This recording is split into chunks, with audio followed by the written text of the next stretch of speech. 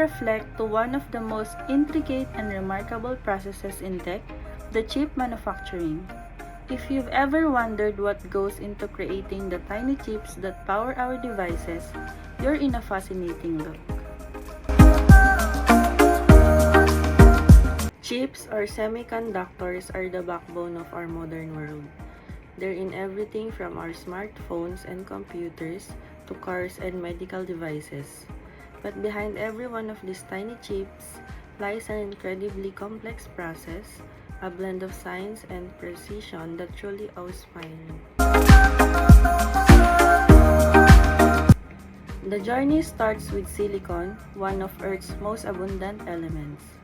The process begins by refining silicon into ultra-pure wafers that serves as the base of every chip. This is followed by the step called photolithography, where layers of circuitry are precisely etched onto the wafer.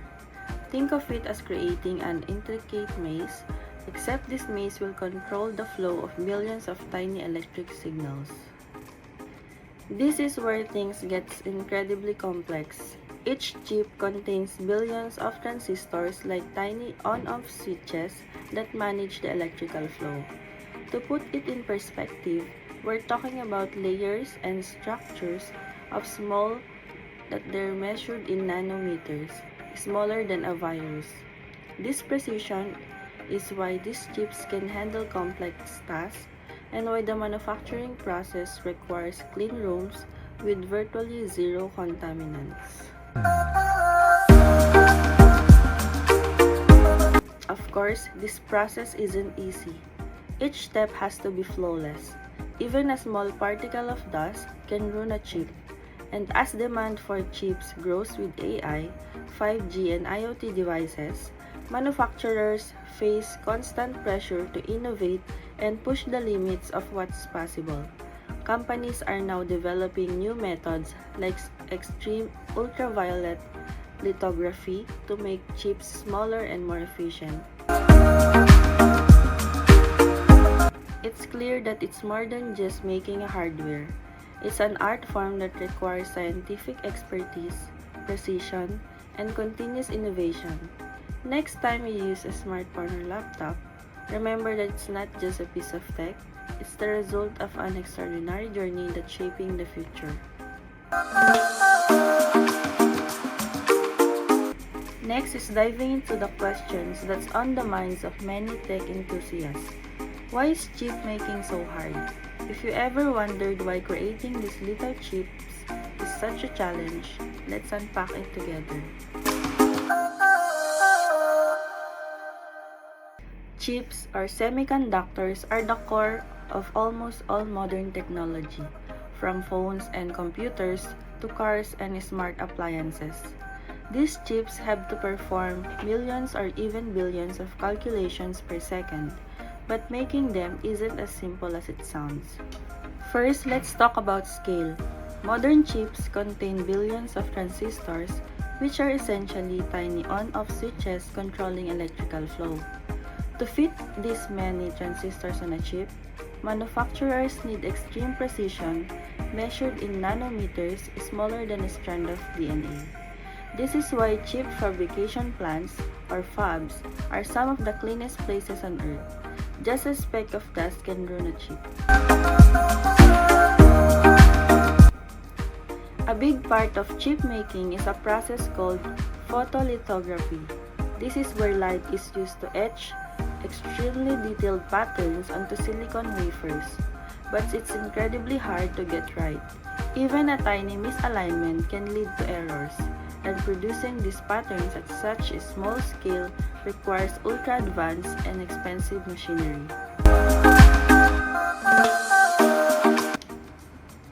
And it's not about precision, it's also about cost. Building a chip fab can cost billions of dollars, and each step in the manufacturing process has to be flawless. As technology advances, the demand for smaller, more powerful chips grows. But every advancement brings new manufacturing challenges, requiring companies to invest in cutting-edge, highly specialized equipment. So why is this chip making so hard?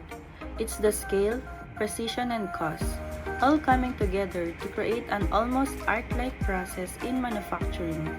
Every smartphone, laptop, and electric car owes its existence to this complex process. It's a reminder that even the smallest components in our tech world requires incredible expertise and resource to create. Next is I want to reflect on a crucial technology behind modern chips and electronics called photolithography. This is one of the most fascinating and complex process in tech, and it's the backbone of semiconductor manufacturing. Photolithography is essentially the process of printing ultra-small patterns onto silicon wafers to make chips. Imagine trying to draw billions of microscopic lines into a single surface, lines so small they can only be seen under a microscope. That's the level of precision photolithography demands. The process works by using light to transfer a pattern onto a wafer. First, a light-sensitive material called photoresist is applied to the wafer. Then UV light shines through a mask, which is like a stencil, creating the intricate designs that will make up the chip's circuitry. This step has to be repeated many times, each layer adding more complexity to the chip. One of the reasons photolithography is so challenging is the precision involved. We're talking about etching features at a nanometer scale, smaller than a single virus particle. Any tiny misalignment can lead to a defective chips. That's why this process is done in clean rooms with incredibly strict contamination controls, as even the smallest dust particles can ruin a batch. Photolithography has advanced significantly over the years, with companies now using extreme ultraviolet lithography to push chip designs even further. EUV technology uses a shorter wavelength of light, allowing for even finer patterns and more powerful chips. But achieving this kind of precision is expensive and requires highly specialized equipment, making photolithography one of the most costly steps in chip manufacturing. Photolithography is more than just a step in chip making. It's a marvel of modern engineering. Every time we use our smartphones or computers, we're benefiting from this highly precise process. It's a reminder of the remarkable technology behind the scenes, working at scale that's almost hard to imagine. Next is we will talk about something we all rely on every day, our CPUs or the central processing units. CPUs are often called the brains of our computers, but have you ever thought about how these incredibly complex processors are actually made? Let's break it down on today's reflection. Believe it or not, the journey of a CPU begins with the sand. Sand contains silicon, which is the main ingredient for making computer chips. The silicon is purified and then melted to create a perfect crystal cylinder. This crystal is sliced into thin wafers, which serve as the base for building CPUs.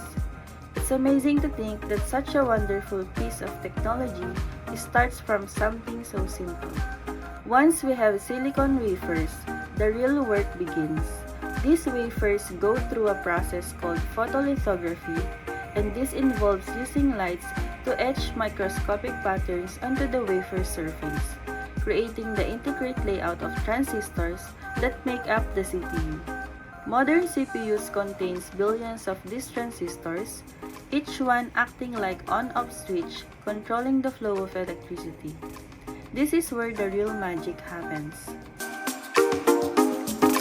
Building a CPU requires adding multiple layers on top of each other to create complex circuits.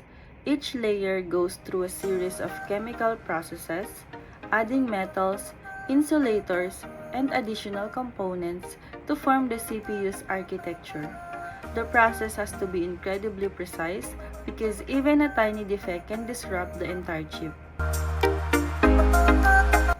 Once the circuits are complete, the CPU is tested to make sure it meets the quality standards. If it passes, the chip is cut out of the wafer, packaged, and prepared for use in computers. It's fascinating how every CPU goes through this intense and exacting process before it ends up in our devices, ready to handle everything from web browsing to complex calculations. So how are CPUs made? It's a journey that starts with sand and ends with one of the most sophisticated pieces of technology that we use every day.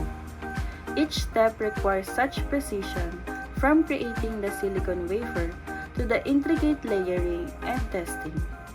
So next time you boot up your computer, remember just how much science and engineering went into that tiny CPU. And lastly, we will reflect on some of the top technologies every computer engineer should consider into 2024. The tech landscape is evolving faster than ever, and staying ahead means knowing which skills and trends are worth the investment. First up is the artificial intelligence and machine learning. These fields have been dominating tech discussions for years, and they're only going to get bigger. From automating tasks to enhancing decision-making, AI is shaping everything from healthcare to finance. Computer engineers with AI skills will be in high demand as industries look to innovate and automate. Related to AI, we're seeing an increased focus on generative AI with models like ChatGPT, revolutionizing content creation. Understanding these tools can give engineers a creative edge, whether they're designing AI-driven products or enhancing user experiences. Next is we have quantum computing, a field that's still emerging but promises to redefine computational power. Quantum computers can solve certain types of problems much faster than traditional computers. If you're looking to future-proof your skills, studying quantum principles now can put you in a great position as this technology continues to grow. Cybersecurity is also evolving as threats become more complex.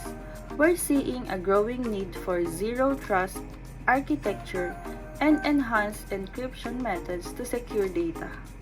And right alongside cybersecurity, blockchain is making waves in both security and transparency, especially for industries like finance and supply chain. Understanding how this works will give you a toolkit for building secure and trustworthy applications. With the Internet of Things growing, edge computing is on the rise, bringing data processing closer to where it's needed. This reduces latency, which is crucial for real-time applications and goes hand in with cloud computing. The cloud is becoming even more versatile, and hybrid cloud solutions are now essential for businesses managing large data. Augmented reality and virtual reality are creating immersive experience across sectors like gaming, retail, and education. Meanwhile, 5G and even early discussions of 6G are opening doors for high-speed, low-latency communication. Computer engineers who understand these fields can unlock new ways of designing real-time interactive experiences. With advancement in automation, robotics is moving beyond factories into areas like healthcare and home assistance. Skills in robotics can lead to careers designing everything from autonomous vehicles to home assistance. So where should you start in 2024? Begin with the tech that excites you. Computer engineering is all about exploring and building the future, and with these trends, there's no shortage of opportunities to learn and innovate. Thanks for tuning in.